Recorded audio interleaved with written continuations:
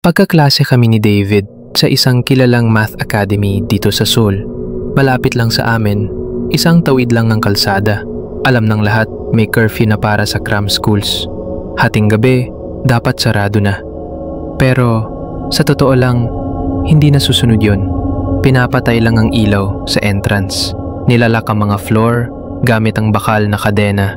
Pero sa loob, tuloy ang aral. Ako, umaalis na kadalasan ng 11 PM.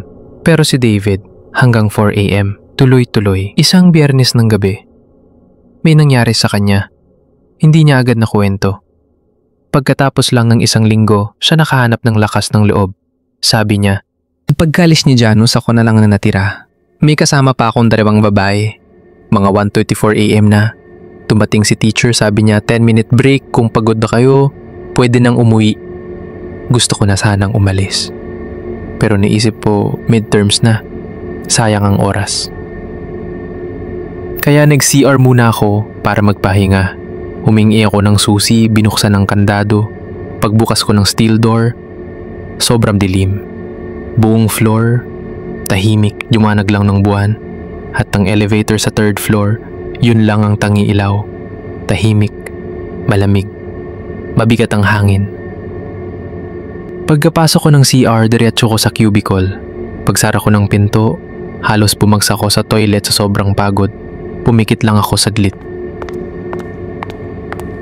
Pero hindi ko alam, nakatulog na pala ako. Nagising ako sa tunog ng high heels kumakalampag. Teka lang, 2:22 AM na. Tumayo ko bigla, pero may mali. CR to ng lalaki. At sigurado ko, hindi ako nagkamali ng pasok. Pero yung tunog, papunta sa CR at hindi siya humihinto. May babaeng naka-high heels sa ganitong oras sa men's bathroom. Pumasok siya. Yung tunog ng takong hindi umaalis.